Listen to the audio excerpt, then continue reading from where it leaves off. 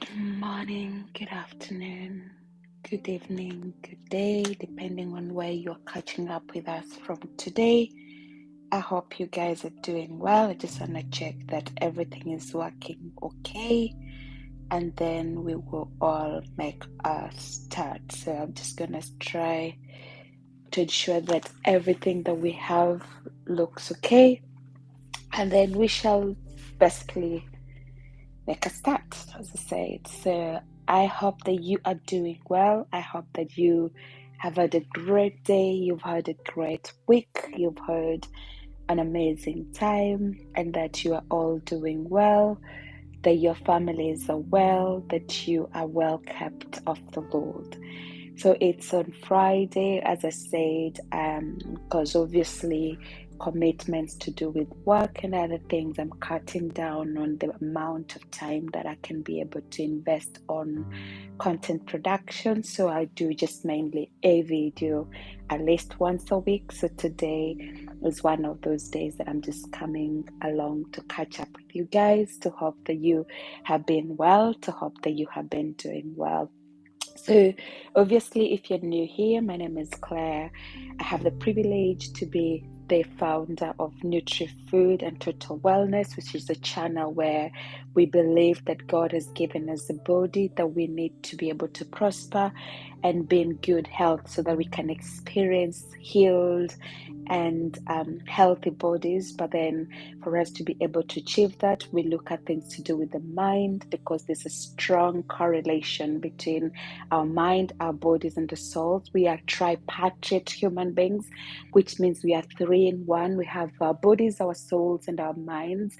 And those three things need to be in unity or in harmony for us to be able to thrive and to have good health.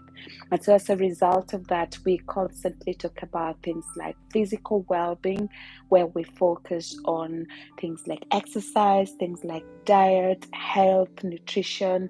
And then we look at the mental side of things, where I've always said if you might eat healthily, you might drink your water, you might go for a run, do exercise, but if you're not healthy in your mind, you're not healthy at all. And then, of course, we look at the third component, which is the spirit man, or which is the heart, where, of course, the heart cleanses the mind and the mind cleanses the body. And so we continue to share information that can be used to grow and become a better human being, and also to be able to thrive, basically, because that's what I believe 2024 is, a year that we need to prosper and be in good health, even as our souls prosper. And so I hope to constantly, whenever I have the chance and the opportunity, to come over and talk about different things. And today I'm going to be talking about the blessing of letting go as a part of your total wellness, or a part of pursuing your total wellness. What do I mean by letting go? Have you ever heard somebody that when you have an issue with them, let's say today something has gone wrong and we are not really on good terms, they start taking you back to 2002, you did this. 2004, you did this. 2010, you did this. 2000 and that. And it feels like a chronicle has been opened. And then you are taken through the journey of how you've done this, you've done that, you've done that, you've done that. Some of us blame people that are no longer here with us. Some of us blame our uncles that died 20 years ago.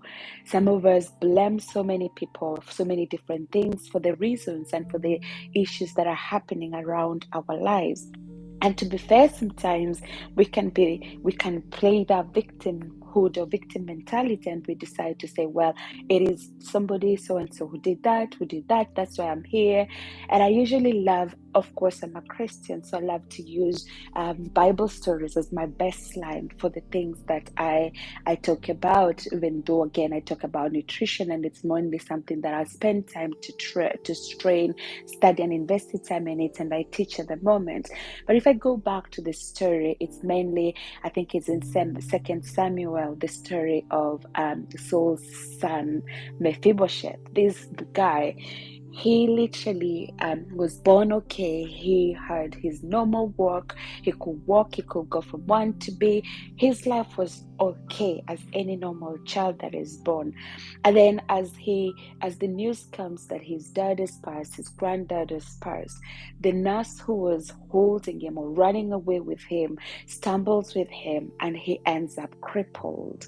And so he starts looking at himself so differently, looks at himself, he even calls himself a dead dog, because to him hope was gone, because he's now crippled, and because things have happened the way they happened. He doesn't look at himself anymore from the angle that he can actually be able to be a decent human being and still be able to contribute to the society.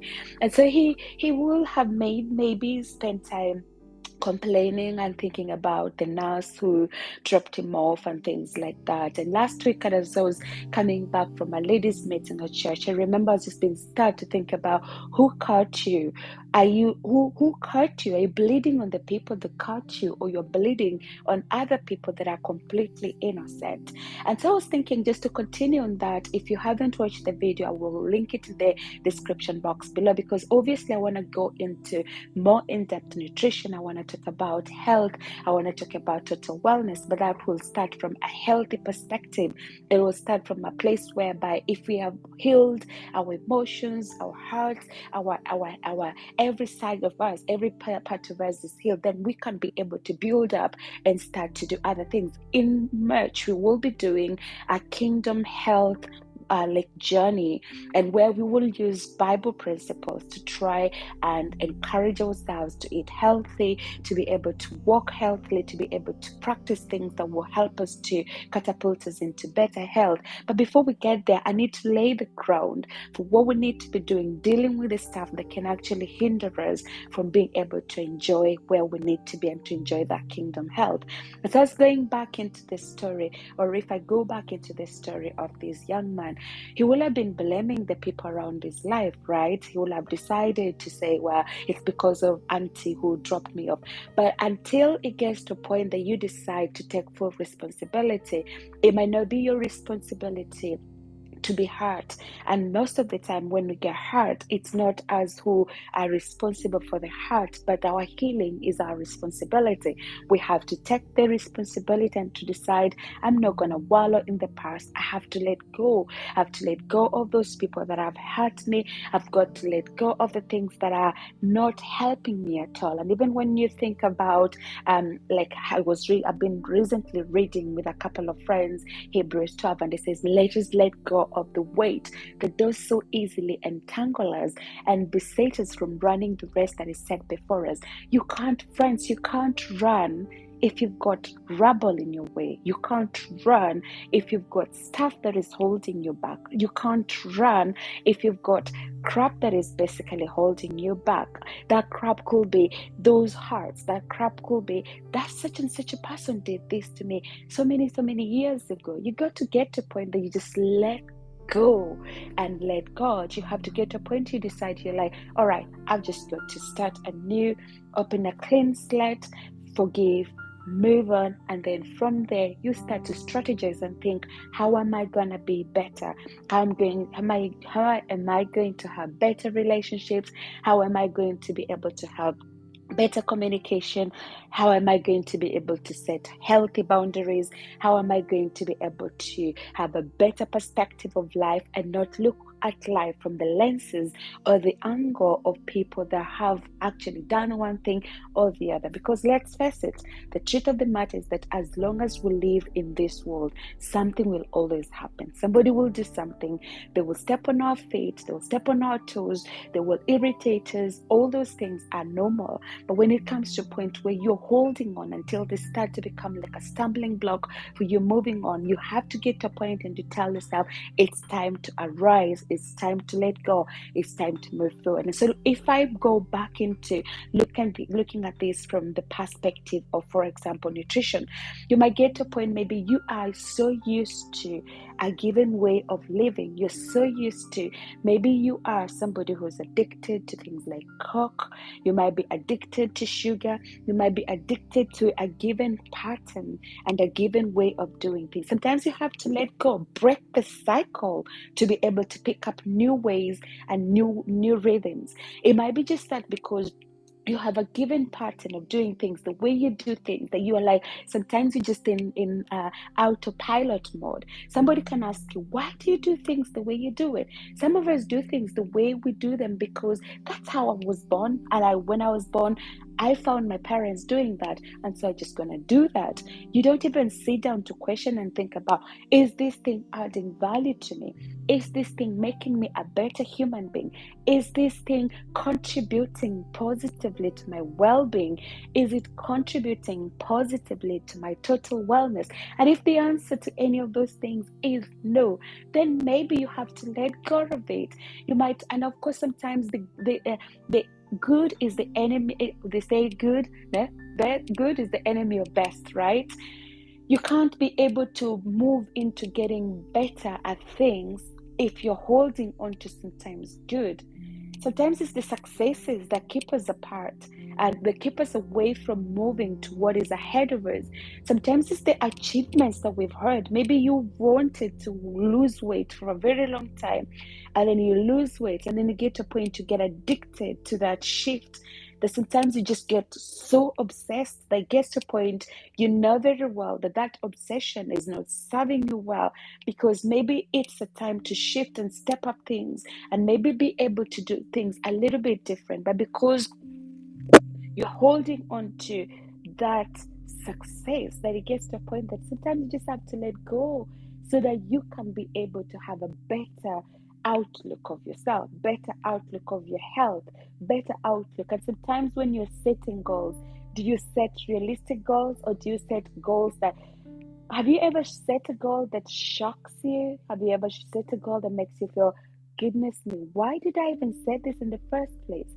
Is your dream big enough to actually make you decide, yesterday was great, but you know what? Yesterday is in the past, is in the past. I'm not gonna hold in history. I need to look at what is in the future. I need to look at my best, which is in the future. And sometimes we get to a point where we are holding on to the past, that our lives are constantly hidden, or our potential is actually stuck in that place where we are holding onto hurts, we're holding onto past successes, we are holding onto whatever it may be. But maybe shall I just be a blunt and remind us today that sometimes we just have got to let go. To say, if it's success, I am so grateful for every success in my life.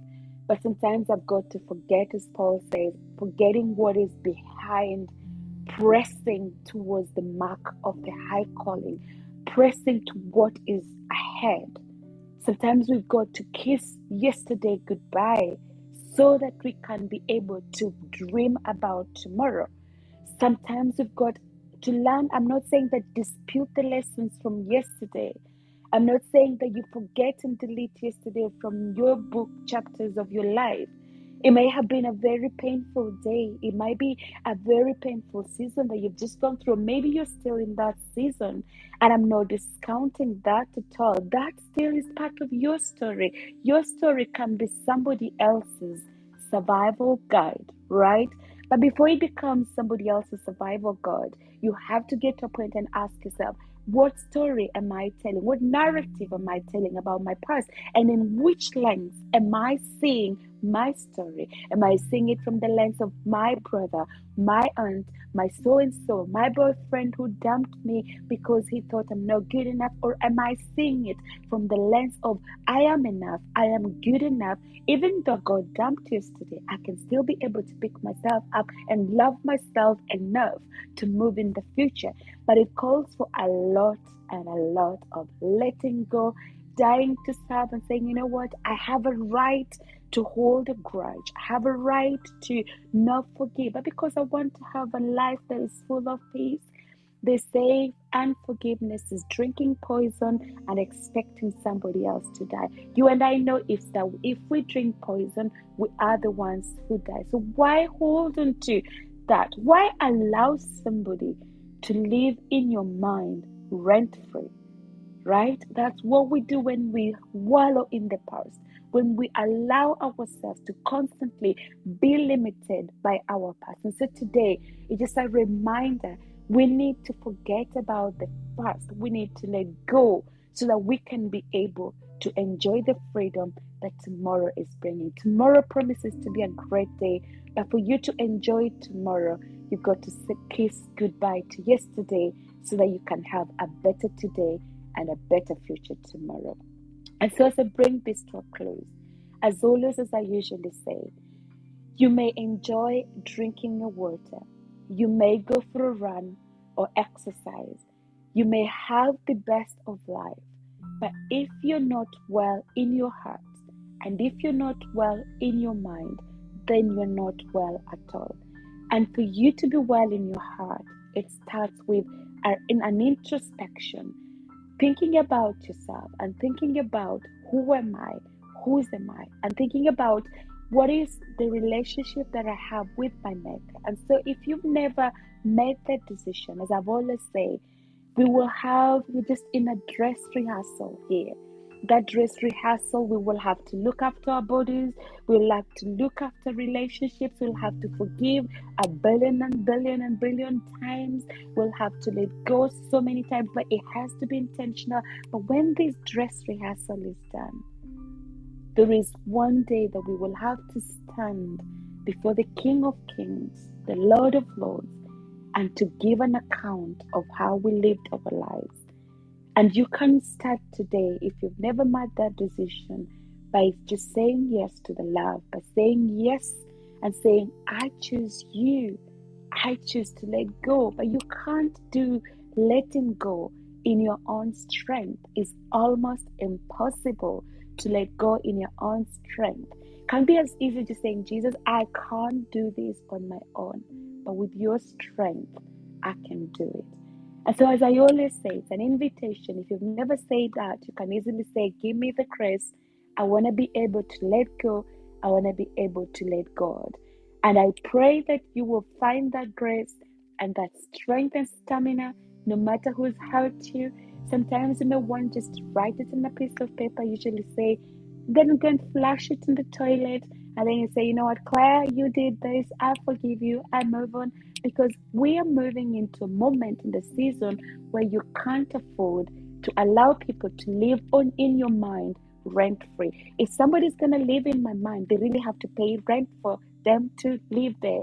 And if they're not living if they're not paying rent, you've got to evict them, right? You can't allow a squatter on your premise to live in your land, which is legally yours, and allow them to squatter in your home and your house, and you just leave them to be. You will do something about it. So why not do something by letting go and saying everything must go so that I enjoy the freedom. And so as usual, thank you so much for the continual support. I really appreciate it. If you've not done that, click that like, share, or subscribe button. That will go a long way in supporting what you're doing. Until next week, when I bring another installment of another episode, I don't know what I'll talk about. I hope you have a great weekend. As I said, I'm really looking forward to doing a Kingdom Wealth series in March, which I hope you'll be able to join and you'll be able to participate in it. But until then, God bless, much love. I hope you know you're loved, celebrated, and appreciated.